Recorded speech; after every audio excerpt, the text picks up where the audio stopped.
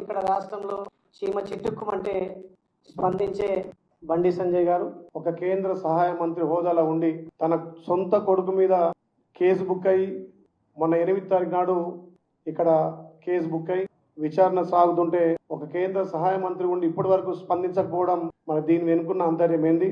రాష్ట్రంలో చిన్న ఇష్యూకే రాద్ధాంతం చేసి ఈ ప్రజాప్రభుత్వం మీద నిత్యం బురద తల్లి ఆవేశంగా మాట్లాడే బండి సంజయ్ గారు మరి మీ కొడుకు విషయం వచ్చేసరికి ఎందుకు నోరు మెదపడం లేదు? మరి రాష్ట్రంలో ప్రజాప్రభుత్వం వచ్చిన తర్వాత మహిళల ఆత్మగౌరవం పెంచి మహిళల భద్రత విషయంలో మా ముఖ్యమంత్రి గారు ప్రత్యేకంగా శ్రద్ధ తీసుకున్న సమయంలో ఒక మైనర్ బాలిక మీద వాళ్ళ సోషల్ మీడియా ద్వారా వాళ్ళదే తప్పు, ఆ మహిళదే తప్పు అని చెప్పి చిత్రీకరించడం ఎంతవరకు సమంజసం?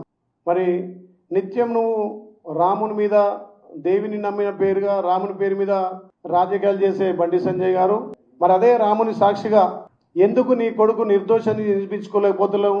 ఏ తప్పే చేయకపోతే మరదే రాముడి మీద నువ్వు ప్రమాణం చేసి నా కొడుకు నిర్దోషి, నా కొడుకు ఎలాంటి తప్పు చేయాలన్నా కదా. మరి ప్రతిసారి ఏ విషయం వచ్చినా ఇక సికింద్రాబాద్ భాగ్యలక్ష్మి అమ్మవారు అంటావు, మరి అదే భాగ్యలక్ష్మి అమ్మవారు సాక్షిగా నీ కొడుకు నిర్దోషాన్ని ఎందుకు నిరూపించుకుంటలేవు? ఇలా రాష్ట్రంలో ఏ విషయంలోనైనా గగ్గోలు పెట్టి రాద్ధాంతం చేసే బండి సంజయ్ నీ సొంత విషయం, నీ కుటుంబ విషయంలో ఎందుకు పోలీసులకు సహకరించట్లేదు? నీ కొడుకు తప్పే చేయనప్పుడు ఎక్కడ దాచినవు నీ కొడుకును? ఎందుకు నువ్వు పోలీసులకు సహకరిస్తలేవు? నువ్వు తప్పు చేసి, నీ కుటుంబం తప్పు చేసి, గతంలో నీ కొడుకు చరిత్ర ఏ రకంగా కాలేజీలో గుండాయిజం చేసి ఏ రకంగా నీ కొడుకు వ్యవహరించే తీరు తెలంగాణ ప్రజలు చూస్తలేరా? మరి మా ప్రభుత్వం మహిళలకు పెద్దపీట వేసి ఎక్కడ కూడా ఎంతటి వాడైనా మహిళల పట్ల అసభ్యంగా ప్రవర్తిస్తే చట్టరీత్యా చర్యలు తీసుకుంటుంది మా ప్రభుత్వం. మొన్న వాళ్ళు కేసు పెట్టిన రోజే మే 8వ తారీఖు కేసు రిజిస్టర్ చేసి మా గౌరవ ముఖ్యమంత్రి స్పెషల్గా దానికి ఒక డీసీపీ రిత్రిజాజ్ ఐఏఎస్సీ ఆఫీసర్ కూడా నియమించి విచారణ చేస్తున్నాం. మరి ఇలాంటి సమయంలో నువ్వు పోలీసులకు సహకరించాలి కదా. కేంద్ర హోంశాఖ శాఖ మంత్రి ఉండి నువ్వే పోలీసులకు సహకరించకుండా మీ సొంత మీడియాల ద్వారా అమ్మాయిదే తప్పన్నట్టుగా అమ్మాయి మీద నేపం నెడుతున్నావు. ఒక మైనర్ బాలిక మీద ఈ రకంగా పెట్టడం నీకెంతవరకు సమంజసమని బండి సంజయ్ గారిని సూటిగా ప్రశ్నిస్తూ ఉన్నాం. ఇదే అదునని చెప్పి బీఆర్ఎస్ బీజేపీ చీకటి ఒప్పందాలతోటి ఇవాళ బీఆర్ఎస్ వాళ్ళు రోడ్డు మీదకి ధర్నా చేస్తున్నారు. బీఆర్ఎస్ వాళ్ళకి ఏమైనా సిగ్గుండాలా? మీరు 10 ఏళ్ళ అధికారంలో మైనర్ బాలికల మీద ఏ రకంగా అగాత్యాలైనాయి, కూకట్పల్లిలో ఏ రకంగా అయినాయి, దిశ కేసు ఏమైంది? మీ సమయంలో లాండ్ ఆర్డర్ ఎంత అద్మానంగా ఉండే.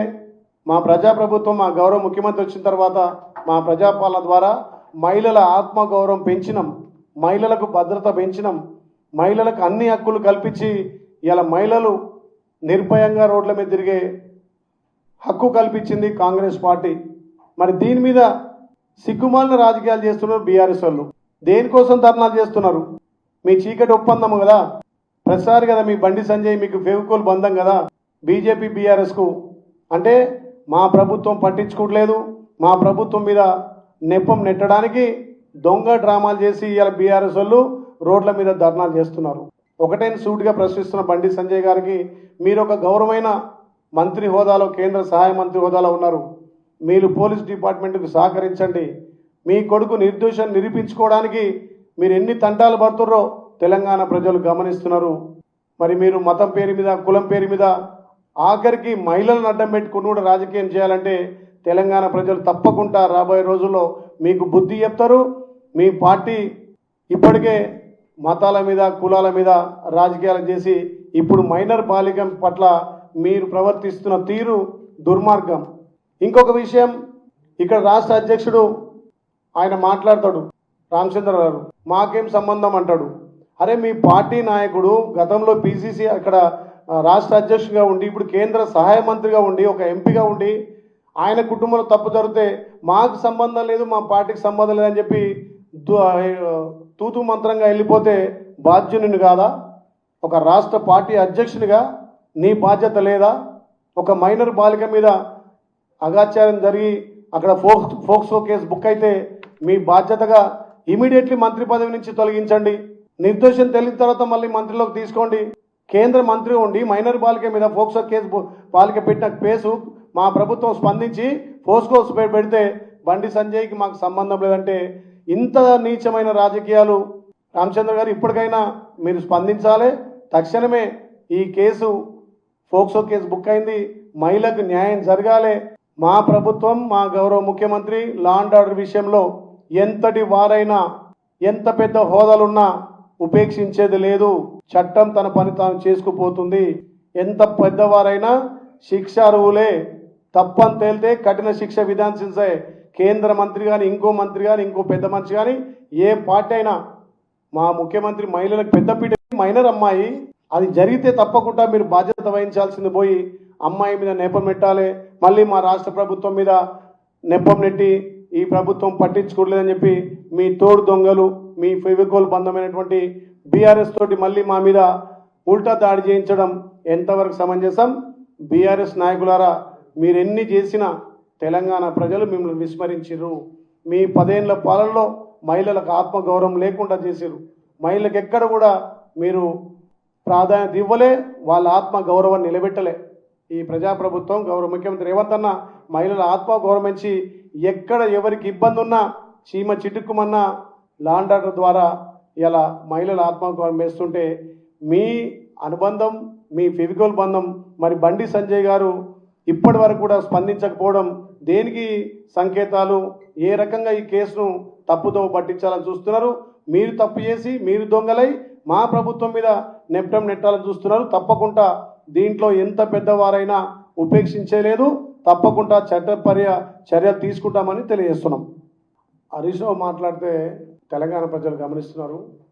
10 ఏళ్ల కాలంలో దిశ కేసు కానీ, ఇక్కడనే కుకట్పల్లిలో ఒక మైనర్ మహిళ మీద అయినప్పుడు మీరు తీరు, మీ ప్రభుత్వం ఏ రకంగా స్పందించారు?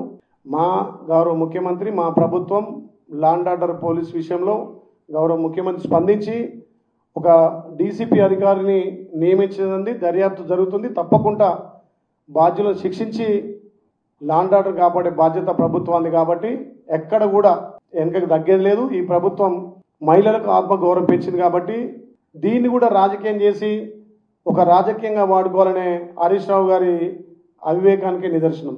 తెలంగాణ ప్రజలు ఆలోచన చేస్తున్నారు. మరి అసెంబ్లీలో 38 సీట్లు టీఆర్ఎస్కి వచ్చి పార్లమెంట్కు గుండు సున్న వచ్చినప్పుడే మీ ఫెవికోల్ బంధం తెలంగాణ ప్రజలు గమనించినారు. 38 అసెంబ్లీ వచ్చినప్పుడు కనీసం ఒక్క సీట్ అన్నా బీఆర్ఎస్కి వచ్చిందా? అప్పుడే మీ ఫెవికోల్ బంధం తెలిసిపోయింది. ఏంటంటే ఈ రాష్ట్రంలో ప్రజాప్రభుత్వం మహిళల ఆత్మగౌరవం పెంచింది కాబట్టి ఏ రకంగా ప్రభుత్వాన్ని బదనాం చేయాలి? మరి మాకు బీజేపీ సోపతుంటే మేము మే 8 తారీఖే పోక్సో కేసు బుక్ చేయం కదా? దాని మీద ఒక అధికారిని, ఐఏఎస్ అధికారి, డీజీపీ, ఐపీఎస్ అధికారి డీజీపీ రితిన్ రాజా గారిని ఇమీడియట్లీ దర్యాప్తు కేసు ఆదేశించినాం కదా. మాకు వాళ్ళకు అదే ఉంటే మేము ఎందుకు కేసు బుక్ చేస్తాం? ఎందుకు ఒక ఐపీఎస్ అధికారిని నియమిస్తాం? దాని మీద నిగ్గు తేల్చాలి. ఎంతటి వారైనా, అది కేంద్ర మంత్రి కానీ, ఇంకో మంత్రి కానీ, ఎంత పెద్దవారైనా శిక్షించాలి. ప్రజాస్వామ్యంలో లా అండ్ ఆర్డర్ తప్పకుండా ఈ గౌరవ ముఖ్యమంత్రి ఎక్కడ ఇబ్బంది ఉన్నా స్పందించి ఎంత పెద్దవారైనా శిక్షిస్తారు, తప్పదు. మీడియా మిత్రులు నమస్కారం. ఈరోజు ఒక మంచి శుభదినం. నల్గొండ రంగారెడ్డి మదర్ డైరీకి సంబంధించిన రైతులకు ఒక శుభవార్త. గత 45 సంవత్సరాలుగా నల్గొండ రంగారెడ్డి రైతులకు ఒక కల్పవృక్షంగా మదర్ డైరీ రైతుల పాలిట ఒక వరంగా ఉండేది. అప్పుడు గుత్త సుఖేందర్ రెడ్డి గారు, దివంగత నలబోలు నరసింహారెడ్డి గారు ఈ డైరీకి బీజాలు వేసి డైరీని లాభాలు తెచ్చి సుమారు ఒక 40-50 వేల మంది పాడి మీద ఆధారపడి బతికేవాళ్ళు.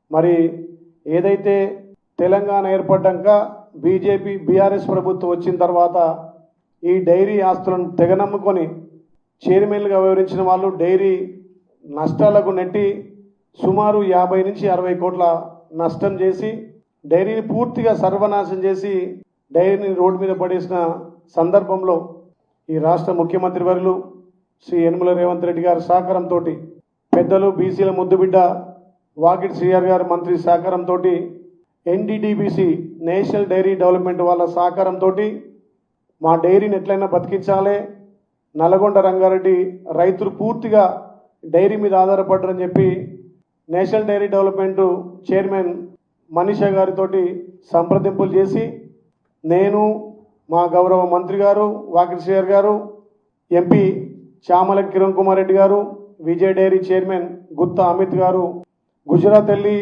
ఆ డైరీని పరిశీలించి వాళ్ళను ఈ మదర్ డైరీని అండర్టేక్ చేయమని చెప్తే ముఖ్యమంత్రి గారి చొరవతోటి వాళ్ళు ఈ డైరీని అండర్టేక్ చేసుకొని ఈరోజే 10 కోట్లు కూడా రైతు ఖాతాల్లో జమ చేయడం జరిగింది. బ్యాంకుకి ఏదైతే రుణపడి ఉందో ఆ బ్యాంక్ కూడా 27 కోట్లు ఈరోజే ఎన్డీడీబీ వాళ్ళు బ్యాంక్ లోన్ కూడా తీర్చడం జరిగింది. దీనివల్ల రైతులకు నెలకు ఆ బ్యాంకు ద్వారా 25 లక్షల ఇంట్రెస్ట్ కూడా మిగులుతుంది. రైతులు ఇప్పటి వరకు పెండింగ్ ఉన్న బిల్లులు కూడా ఎన్డీడీబీ వాళ్ళు క్లియర్ చేయడం చాలా సంతోషం.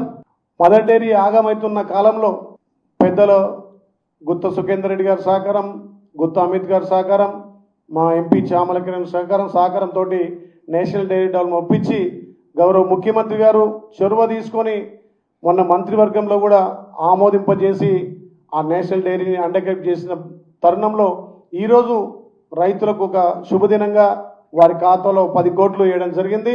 ఒక వారం తర్వాత కూడా మిగతా పెండింగ్ బిల్లులు పూర్తిగా క్లియర్ చేస్తామని తెలియజేస్తూ 10 సంవత్సరాలు డైరీ సొమ్మును పందికొక్కులక్క తిని మళ్ళీ వాళ్ళే కాంగ్రెస్ హయాంలో డైరీ నష్టాలు ఉందని చెప్పినందుకు నిజంగా వాళ్ళు తెలివితక్కువతనము, మరి రైతులను రెచ్చగొట్టి మదర్ డైరీని ఆగమేటట్టు చేసిన వాళ్లకు ఇవాళ ఒక చెంపపెట్టుగా ఈ ఎన్డీడీబీ వచ్చింది. కాబట్టి ఉమ్మడి నల్గొండ రంగారెడ్డి రైతులకు ఇదొక శుభవార్త. మళ్ళీ పూర్వవైభవం రావాలి. రైతులకు కూడా విజ్ఞప్తి చేస్తూ ఉన్నా, మీరు ప్రైవేట్ డైరీలను ఆశ్రయించి మోసపోవద్దు. మదర్ డైరీ అంటే మన కన్నతల్లి లాంటి డైరీ కాబట్టి రైతులంతా కూడా మళ్ళీ పాలన్నీ మదర్ డైరీకి పోసి మన మదర్ డైరీని లాభాల్లో తీసుకురావాలి. ఎన్డీడీబీ సహకారంతో, ఇక్కడ ప్రభుత్వ సహకారంతో డైరీకి పూర్వవైభవం తెచ్చి డైరీ మీద ఆధారపడ్డ రైతులకు పెద్ద ఎత్తున లాభాలు వచ్చే విధంగా వాళ్లకు చేసేదానికి సహకరించిన పెద్దలకు ప్రత్యేకంగా ధన్యవాదాలు తెలియజేస్తున్నా. 15 సంవత్సరాల అగ్రిమెంటు, గతంలో కూడా వాళ్ళు 10 సంవత్సరాలు ఈ మదర్ డైరీ టేకప్ చేసుకొని లాభాలకు తెచ్చిన తర్వాత టీఆర్ఎస్ ప్రభుత్వంలో దీన్ని 10 ఏళ్ళు సర్వనాశనం చేసి ఎన్డీడీబీని బ్యాక్ పంపిన తర్వాత వాళ్ళు సర్వం దాన్ని దోచుకొని ఇలా లాస్ కావడం కారణం టీఆర్ఎస్ సంబంధించిన చైర్మన్లు దానికి బాధ్యత వహించారు. కాబట్టి మళ్ళీ కాంగ్రెస్ పార్టీ వచ్చినాకనే మదర్ డైరీని పూర్వవైపు తీసుకొస్తున్నాం. ఎన్డీడీబీ తోటి టైఅప్ చేసుకొని వాళ్ళ ఆధీనంలో రైతులకు పెద్ద ఎత్తున పెద్దపీట వేసి రైతులను లాభాల సాటును తీసుకొస్తాం.